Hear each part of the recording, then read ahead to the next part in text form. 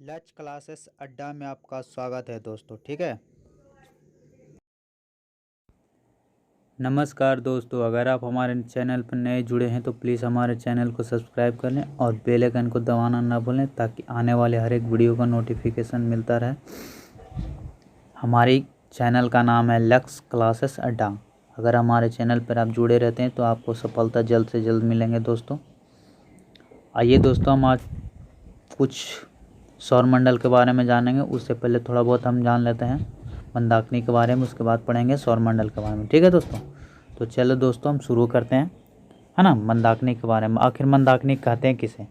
तारों को एक ऐसा समूह, है ना, तारों का एक ऐसा समूह जो धुंधला सा दिखलाई पड़ता है। कैसा दिखलाई पड़ता है? धुंधला सा दिखलाई पड़ता है ना। और जो तारा निर्माण प्रक्रिया की शुरुआत का गैसीय पुंज है, तारा निर्माण का, है ना, जो तारा निर्माण की प्रक्रिया का शुरुआत का गैसीय पुंज है ना, क्या है? गैसीय पुंज है। उसे हम क्या कहते हैं, है ना, उसे गैसीय पुंज है, उसे मंदाकिनी या गैलेक्सी कहते हैं, है ना। क्या कहते हैं उसे? मंदाकिनी या गैलेक्सी कहते हैं। हमारी पृथ्वी अपनी एक मंदाकिनी है। हमारी पृथ्वी जो है उसकी भी एक अपनी मंदाकिनी है ना, जिसे हम दूध मेखला कहते हैं। क्या कहते हैं? दूध मेखला कहते हैं या आकाश गंगा कहते हैं। ठीक है, अब तक ज्ञात इस मंदाकिनी का 80% भाग, कितना प्रतिशत भाग? 80% भाग क्या? सर्पीला है। 80% भाग क्या? सर्पीला है। इस मंदाकिनी का सबसे पहले गैलीलियो ने देखा था, है ना। आकाशगंगा की सबसे नज़दीकी मंदाकिनी को देवयानी नाम दिया गया है। आकाशगंगा को जो सबसे नज़दीकी होता है, नज़दीकी मंदाकिनी को क्या कहते हैं? देवयानी नाम रखा गया है। नवीनतम ज्ञात मंदाकिनी क्या है? गैलेक्सी है। नवीनतम जो हम जानते हैं गैलेक्सी, यानी मंदाकिनी को हम क्या कहते हैं? गैलेक्सी कहते हैं। मंदाकिनी, गैलेक्सी, उसका ही इंग्लिश वर्ड है, गैलेक्सी नाम है। आकाशगंगा के सबसे नज़दीक मंदाकिनी को हम क्या कहते हैं? देवयानी कहते हैं, है ना। चलो दोस्तों, हम थोड़ा सौरमंडल के बारे में जानकारी ले लेते हैं। सौरमंडल आखिर है क्या? व्हाट इज योर सौरमंडल? ठीक है, सूर्य के चारों ओर, किसके चारों? सूर्य के चारों ओर, ठीक है, सूर्य के चारों ओर चक्कर लगाने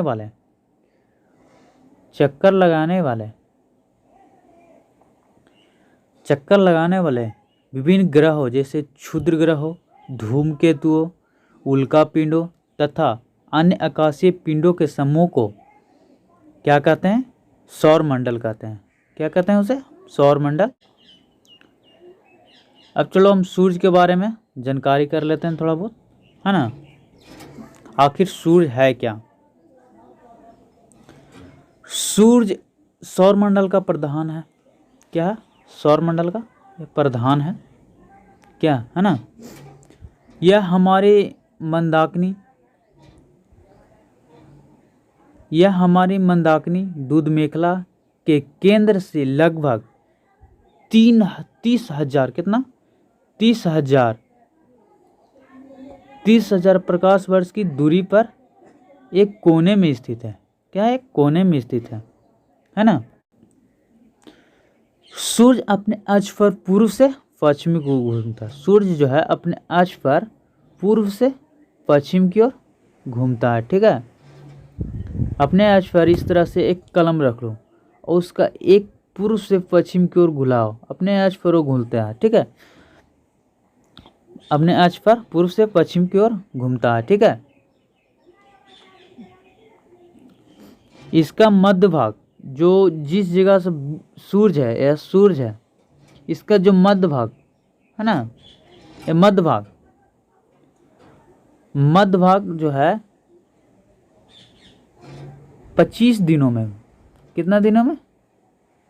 25 दिनों में, है ना, और दिनों में घूमता है। और जो बाहरी भाग है, जो इसे हम बोलते हैं ध्रुवीय भाग, ये घूमता है 35 दिनों में। कितना दिनों में? 35 दिनों में घूमता है। ठीक है, सूर्य एक गैसीय गोला है। सूर्य क्या है? एक गैसीय गोला है, ठीक है। इसमें हाइड्रोजन 71%, ठीक है, और हीलियम 26%, 0.5%, है ना, 26.5%, तथा अन्य में आते हैं 2.5%, है ना, 2.5% अन्य है। जो सूर्य एक कैसा है? गैसीय गोला है, ठीक है, जिसमें हाइड्रोजन हमारे कितना पाया जाता है? 71%, और हीलियम 26.5%, और तथा अन्य में आते हैं 2.5%, है ना। चलो दोस्तों हम आगे चलते हैं, है ना। अभी तक अगर हमारे चैनल को आप सब्सक्राइब नहीं किए तो प्लीज़ हमारे चैनल को सब्सक्राइब कर लें और बेल आइकन को दबाना ना भूलें, ताकि आने वाले हर एक वीडियो का नोटिफिकेशन मिलता रहे, ठीक है। तो हम कहाँ थे दोस्तों? अन्य भाग में, ठीक है। सूर्य का अन्य भाग कितना होता है दोस्तों? 2.5%, है ना। सूर्य का केंद्रीय भाग, सूर्य का जो केंद्रीय भाग होता है, सूर्य के केंद्रीय भाग क्रोड कहा जाता है ना। सूर्य का जो केंद्रीय भाग होता है उसे हम क्या कहते हैं? क्रोड कहते हैं। क्या कहते हैं उसे दोस्तों? क्रोड। सूर्य का जो केंद्र वाला भाग होता है, यानी बीच वाला भाग होता है, उसे हम क्रोड कहते हैं। और जो सूर्य का जो बाहरी क्रोड तो कहते हैं, लेकिन क्रोड का तापमान तो होता होगा ना भाई। जैसे सूर्य है, मान लीजिए सूर्य है, तो बीच में और बाहरी में दोनों को तो तापमान हम जानते ही नहीं है। तो सूर्य का जो भीतरी तापमान होता है 1.5%,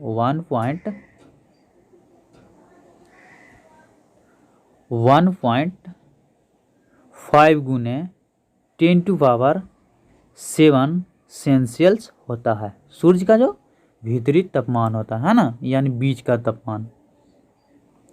सूर्य का बीच का तापमान होता है जो कितना होता है?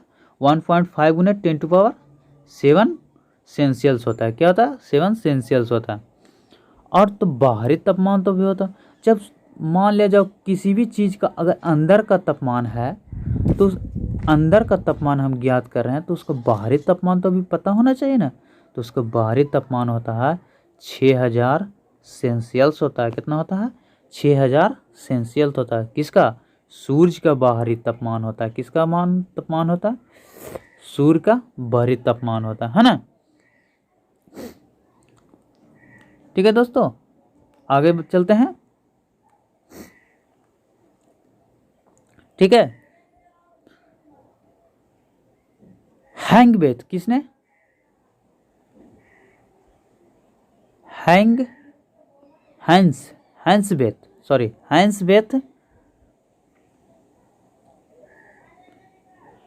हैंसबेथ ने बताया कि 10⁻7 सेल्सियस ताप पर सूर्य के केंद्र पर 4 हाइड्रोजन, कितने हाइड्रोजन? 4 हाइड्रोजन क्या होते हैं? 4 हाइड्रोजन होते हैं। 4 हाइड्रोजन सूर्य के केंद्र पर 4 हाइड्रोजन नाभिक मिलकर कर रहा है। किसने बताया था? हैंसबेथ ने बताया था कि 10⁻7 सेल्सियस ताप पर, क्या पर? ताप पर सूर्य के केंद्र पर 4 हाइड्रोजन नाभिकीय मिलकर एक हीलियम का निर्माण करते हैं। 4 हाइड्रोजन नाभिकीय मिलकर एक हीलियम का निर्माण करते हैं। एक कितना? हीलियम का निर्माण करते हैं, है ना। क्या करते हैं? एक हीलियम का निर्माण करते हैं। अर्थात सूर्य के केंद्र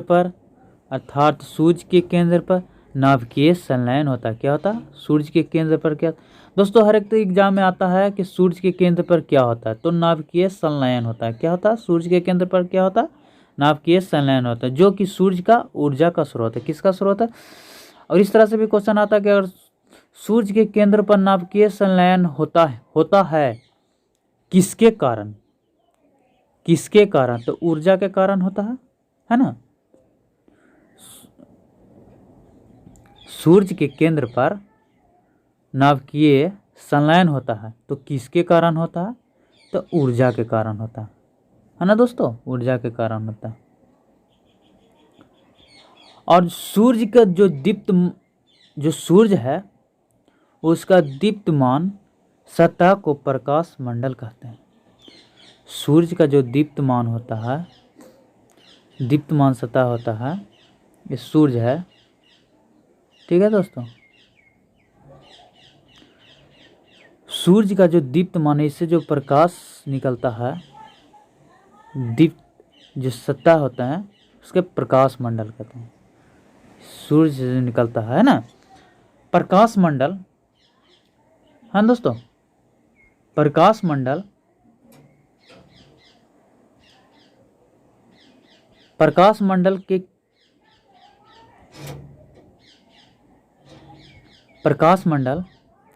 के किनारे प्रकाश नहीं होता। प्रकाश मंडल के किनारे क्या होता है? प्रकाश नहीं होता, क्योंकि सूर्य का वायुमंडल, सूर्य का क्या होता है? वायुमंडल प्रकाश का अवशोषण कर लेता है। सूर्य का जो वायुमंडल होता है वो प्रकाश को क्या कर लेता है? अवशोषण कर लेता है। इसे वर्णमंडल कहते हैं। इसे हम क्या कहते हैं? इसे हम वर्णमंडल कहते हैं। जो सूर्य के जो प्रकाश को जो अवशोषित कर लेता है उसे हम क्या कहते हैं? वर्णमंडल कहते हैं।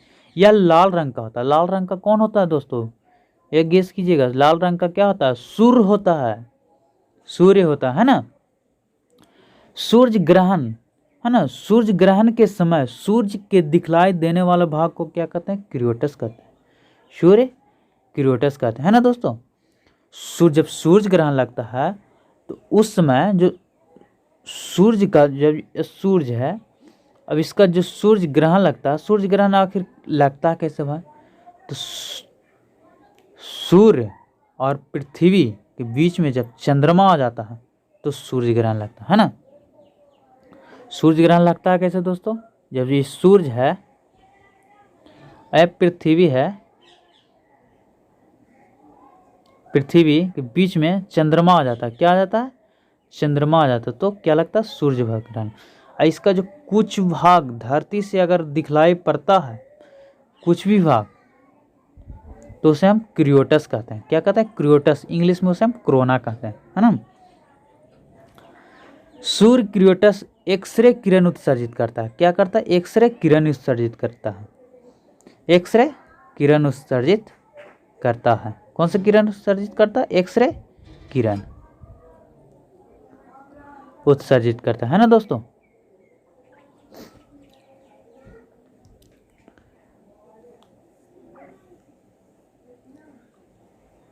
सूर्य की उम्र लगभग 5 बिलियन वर्ष है। सूर्य की उम्र कितना है? 5 बिलियन वर्ष है। 5 बिलियन वर्ष है। सूर्य की उम्र कितना है? 5 बिलियन वर्ष है। ठीक है। भविष्य में सूर्य द्वारा ऊर्जा देती रहने वाला समय है 10 के पावर इतना वर्ष, 10 के पावर 11 वर्ष। भविष्य में जो सूर्य है के द्वारा ऊर्जा देते रहने का समय है 10 के पावर 11 वर्ष। सूर्य के प्रकाश को पृथ्वी तक पहुंचने में कितना समय लगता है दोस्तों? वेरी वेरी इंपॉर्टेंट रेलवे के लिए दोस्तों। सूर्य का प्रकाश है ना पृथ्वी तक पहुंचने में लगा समय 8 मिनट लगता है दोस्तों। 8 मिनट ठीक है, 16.6 सेकंड लगते हैं। अगर तुमसे कोई पूछे दोस्तों कि सूरज का प्रकाश हमारे पृथ्वी तक पहुंचने में कितना समय लगता है, तो सीधा बोल देना दोस्तों 8.25 मिनट लगते हैं। या तो तुम उसको बोल सकते हो 8.8 मिनट 16 सेकेंड .6, सॉरी दोस्तों 8 मिनट 16.6 सेकेंड बोल सकते हैं। ठीक है,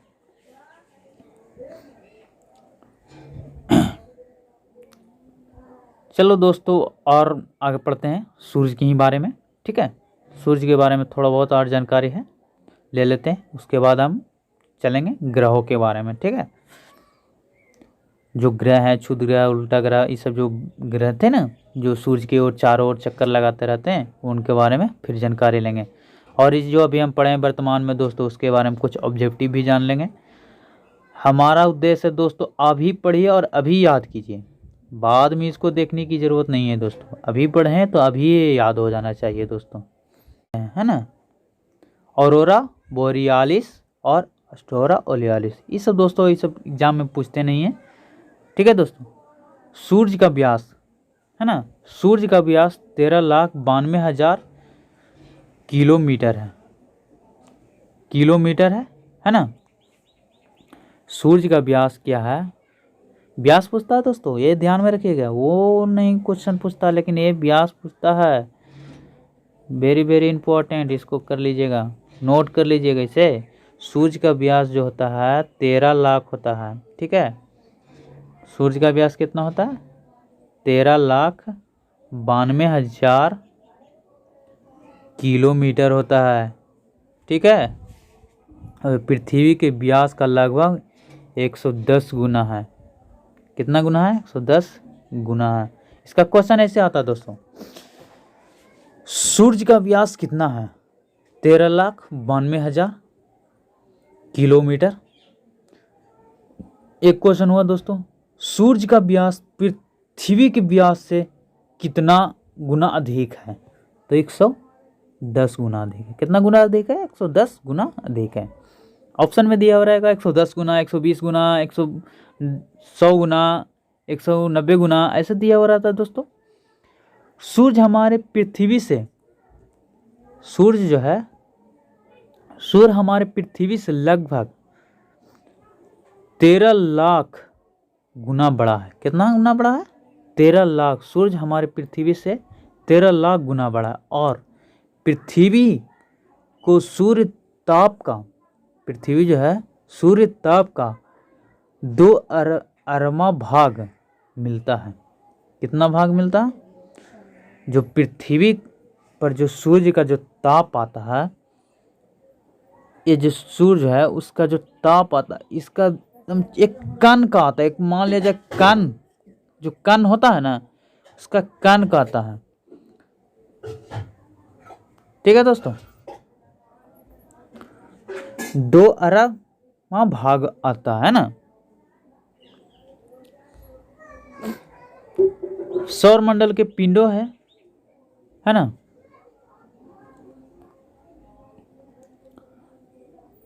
लघु सौर मंडलीय पिंड, धूमकेतु, उपग्रह एवं अन्य छोटे खगोलीय पिंड होते हैं। ग्रह, आखिर ग्रह हम कहते हैं किसे हैं, बहुत ही ग्रह, ग्रह वे खगोलीय पिंड है जो विभिन्न शर्तों को पूरा करता है। क्या करता है, विभिन्न शर्तों को पूरा करता है, जो सूर्य के चारों ओर। नमस्कार दोस्तों, अगर आप हमारे चैनल पर अभी जुड़े हैं तो प्लीज़ हमारे चैनल को सब्सक्राइब कर लें और बेल आइकन को दबाना ना भूलें, ताकि आने वाले हर एक वीडियो का नोटिफिकेशन मिलता रहे।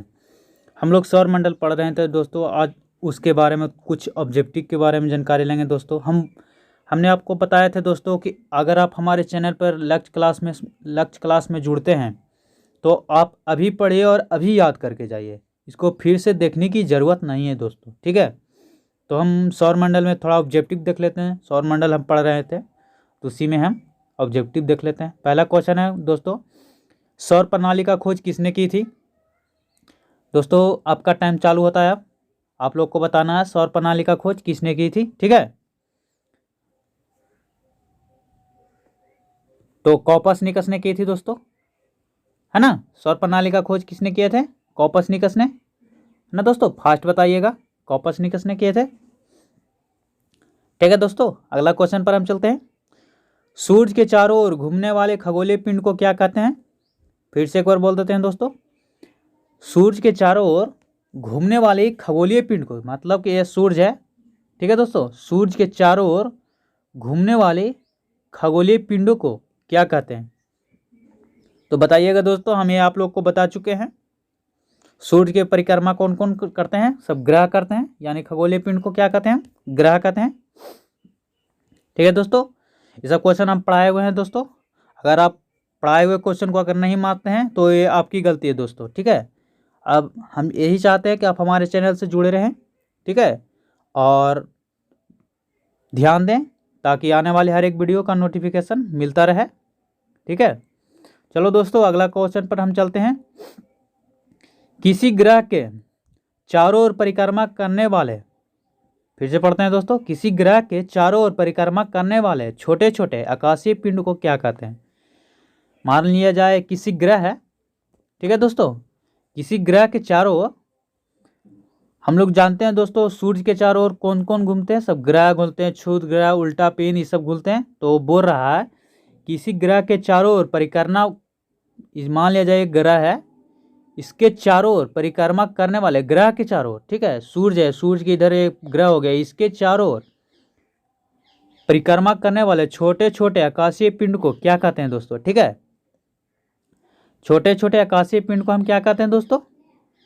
अब लोग बताइएगा, आपका समय शुरू होता है अब। तो उसे हम कहते हैं दोस्तों उपग्रह कहते हैं। ठीक है, किसी भी ग्रह के चारों ओर परिक्रमा करने वाले छोटे छोटे आकाशीय पिंड को हम क्या कहते हैं? उपग्रह कहते हैं। ठीक है, नेक्स्ट क्वेश्चन पर चलते हैं दोस्तों। ग्रहों की गति का नियम किसने प्रतिपादन किया था? हैं, अगला क्वेश्चन है दोस्तों, ग्रहों की नियम को किसने प्रतिपादन किया था, है ना। तो आप लोग बताइएगा दोस्तों, टाइम आपका स्टार्ट होता है अब। ठीक है, 4 नंबर क्वेश्चन,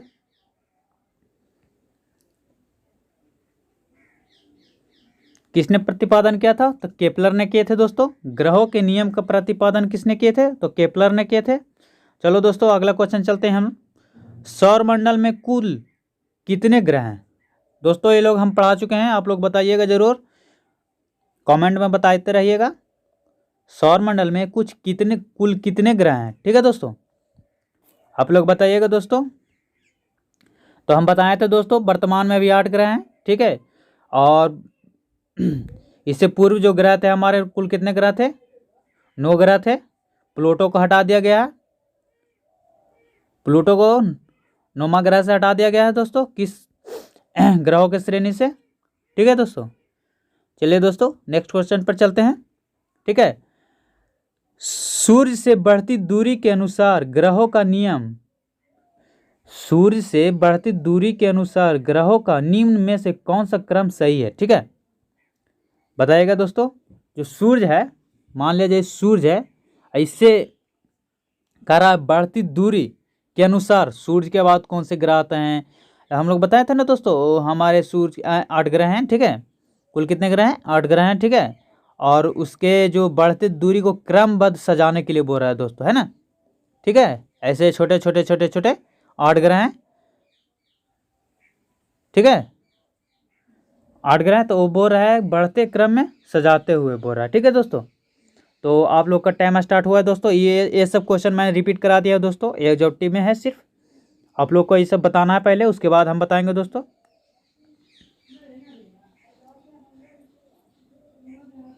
तो हम बताए थे दोस्तों, बुध के बाद आता है सूर्य का परिक्रमा सब करते हैं सभी ग्रह।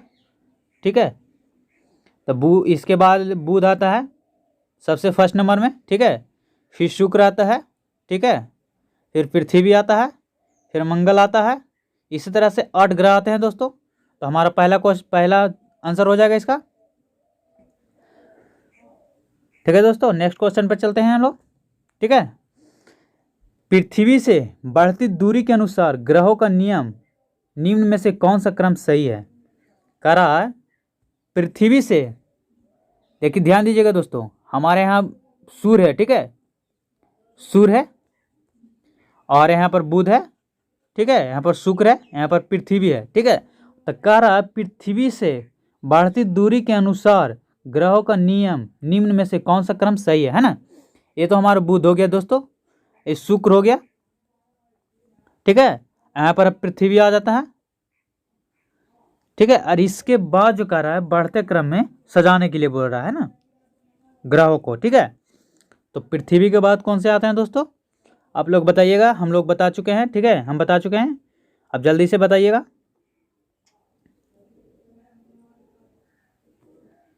तो आते हैं दोस्तों शुक्र आते हैं, कौन कौन आते हैं, शुक्र आते हैं, उसके बाद आते हैं फिर शुक्र के बाद मंगल आते हैं, मंगल के बाद बुध आते हैं, बुध के बाद बृहस्पति आते हैं, ठीक है।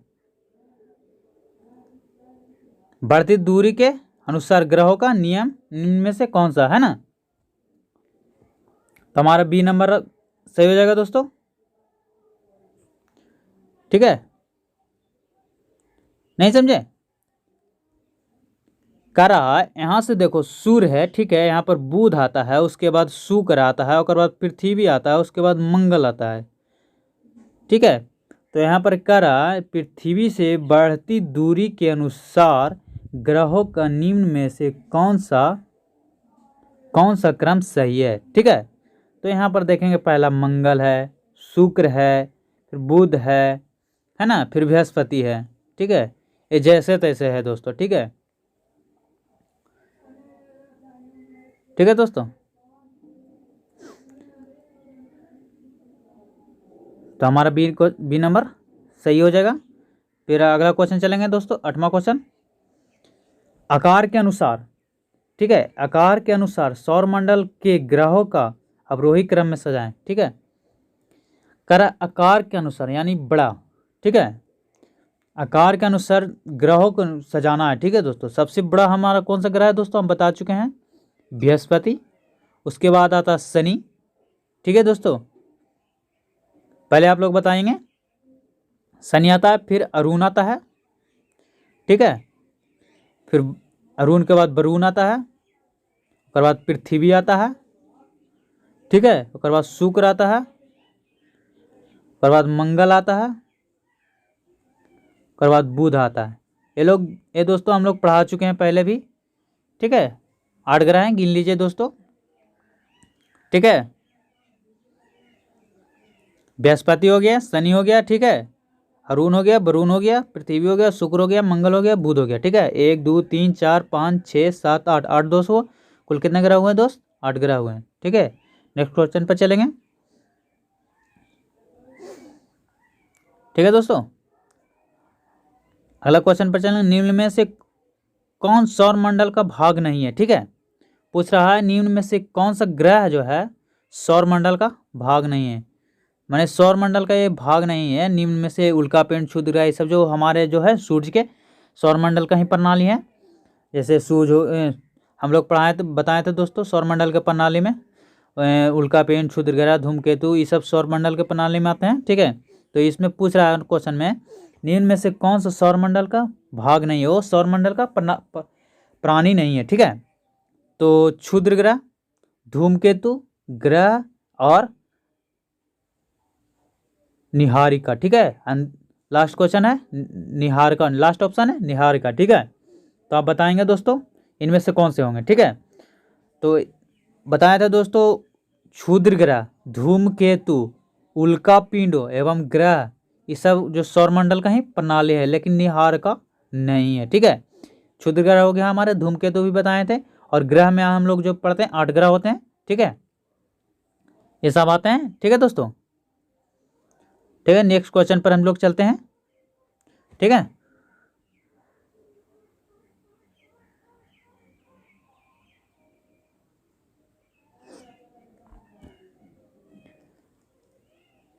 तारामंडल क्या है, ठीक है दोस्तों, तारामंडल क्या है ना। 10वां नंबर क्वेश्चन देखते हैं, तारामंडल क्या है। ऐसे तारों की आकाश कह रहा है, ऐसे तारों की आकाश में एक विशेष आकृति जो पृथ्वी से समृद्ध नहीं है हो सकता है, इसे तारामंडल कहते हैं ना। पूछ रहा अंतरिक्ष में कुल कितने तारामंडल हैं। Very very important question, question पूछता है, बार बार पूछता है, बीपीएससी के एग्जाम में पूछा हुआ भी क्वेश्चन है दोस्तों। अंतरिक्ष में कुल कितने तारामंडल हैं, नोट कर लेंगे दोस्तों, ठीक है। अंतरिक्ष में बोल रहा है तारामंडल कुल कितने हैं। तो 11वां नंबर हम क्वेश्चन देखेंगे दोस्तों। हमारे 11वां नंबर हो जाएगा 89। पूछेंगे तो कितना होंगे, 89। कुल तारामंडल की संख्या कितना है, तो 89 होंगे दोस्तों, ठीक है। अगला क्वेश्चन चलेंगे 12 नंबर पे, ठीक है। निक्स ओलंपिया कोलंबस पर्वत की ग्रह पर स्थित है। फिर से हम एक बार क्वेश्चन पढ़ देते हैं। निक्स ओलंपिया कोलंबस पर्वत किस ग्रह पर स्थित है ना। कह रहा निक्स ओलंपिया जो है, निक्स ओलंपिया कोलंबस पर्वत जो है किस ग्रह पर है, किस ग्रह पर स्थित है, ठीक है। तो 11वां नंबर क्वेश्चन पर दोस्तों बताएंगे, ये भी क्वेश्चन पूछते ही रहता है, ठीक है। 11 नंबर क्वेश्चन हम लोग देखेंगे तो पृथ्वी पर ही है, ठीक है, पृथ्वी पर है, ठीक है दोस्तों। ये सब हम लोग 15 तक पढ़ लेते हैं अभी, ठीक है। उसके बाद हम अगले टॉपिक में अगले टॉपिक में पढ़ा देंगे। जैसे हम लोग अभी बुध पूरा ख़त्म किए नहीं दोस्तों, इसलिए आप लोग का इस समय अभी उटपटांग जैसा क्वेश्चन लग रहा होगा। सौरमंडल में ही अभी हम लोग चल रहे थे। सौरमंडल के मैंने क्वेश्चन जो भी करा था वो करा दिए हैं। ये 2-4 क्वेश्चन है जो हम लोग अभी जान लेते हैं। उसके बाद हम फिर सौरमंडल में ही आगे पढ़ रहे थे, सूर्य पढ़ रहे थे। सूर्य के बाद अब ग्रहों के बारे में थोड़ा बहुत जानकारी लेंगे। उसके बाद आप लोग ये सब बनाइएगा तो बन जाएंगे, ठीक है दोस्तों। पार्थिव ग्रहों की संख्या कितनी है, ठीक है। 13वां नंबर क्वेश्चन है, पार्थिव ग्रहों की संख्या कुल कितनी है। 13 नंबर बताएंगे दोस्तों, कितना है, 4 है। जो भी 4 नंबर मारे हैं वो सही मारे हैं, ठीक है। निम्न में कौन सा पार्थिव ग्रह नहीं है, ठीक है, ठीक है दोस्तों। 14 नंबर क्वेश्चन पढ़ेंगे, निम्न में से कौन सा पार्थिव ग्रह नहीं है। 14 नंबर क्वेश्चन के देखेंगे दोस्तों, हमारा डी है शनि, जो पार्थिव ग्रह में नहीं है, ठीक है। ब्रह्मांड ग्रह का बृहस्पति दृश्य ग्रहों का संख्या कितनी है। बाह्य ग्रह जो है, बाह्य ग्रह का बृहस्पति सदिश ग्रहों की संख्या कितनी है ना। हम लोग 15 नंबर क्वेश्चन पढ़ेंगे, बाह्य ग्रह का बृहस्पति सदिश ग्रहों की संख्या कुल कितनी है, ठीक है। तो 15 का हमारा सी हो जाएंगे दोस्तों, 4। कितनी है, 4 हैं, ठीक है दोस्तों। तो फिर हम आज के लिए इतना ही दोस्तों, फिर मिलेंगे अगले वीडियो में। जब तक के लिए नमस्कार, धन्यवाद दोस्तों। आप सब हमारे इसी तरह से मेरे चैनल पर बने रहें दोस्तों, और प्यार मोहब्बत बनाए हुए रखें, ताकि आने वाले हर एक वीडियो का नोटिफिकेशन मिलता रहे, ठीक है दोस्तों। नमस्कार दोस्तों, धन्यवाद।